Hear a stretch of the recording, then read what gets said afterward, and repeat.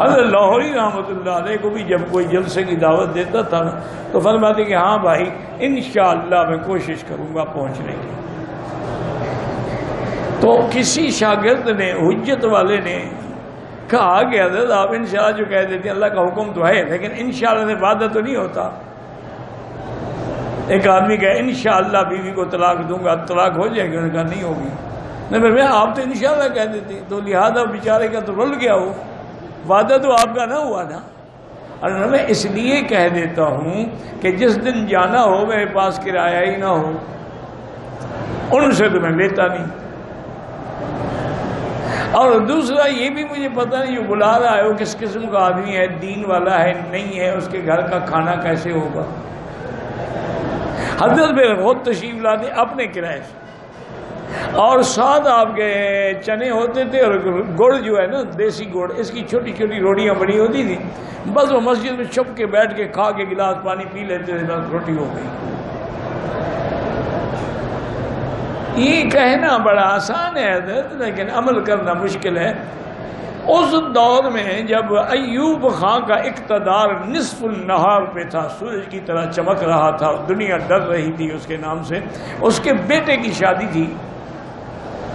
اس نے امیر of Kala Bagh governor Punjab سے کہا کہ میں چاہتا ہوں کہ میرے بیٹے کی شادی ہے لیکن نکاح حضرت لاہوری پڑھائیں. امیر آف کالا باغ جو تھے نا وہ گورنر تو تھے لیکن علماء کا بڑا متقد تھا. وہ حضرت کے پاس آیا, انہوں نے کہا حضرت اب میں بہرحال ماتحت تم گورنر ہوں, اب میرے ذمے انہوں نے لگا دیا ہے, آپ مہربانی کریں. تو ہم نے کہا ہاں بھائی آپ میرے پاس آ گئے میں چلوں گا لیکن میری ایک شرط ہے. پر میں حضرت جو کہیں گے آپ کا وہی ہوگا.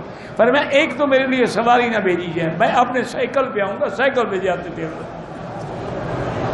میں اپنے سائیکل پہ آؤں گا اور جو وقت مقرر ہو جب میں آؤں تو مجلس تیار ہو اور بس میں خطبہ پڑھوں گا, نکاح پڑھاؤں گا, ایجاب قبول کروں گا اور نہ ہدیہ لوں گا, نہ کھانا کھاؤں گا, نہ پانی پیوں گا, نہ واپسی پہ میں سواری لوں گا, میں اپنے سائیکل سے واپس آؤں گا. انہوں نے کہا حضرت ساری شرطیں قبول ہیں, میری نوکری بچائیں, نکاح تو پڑھائیں.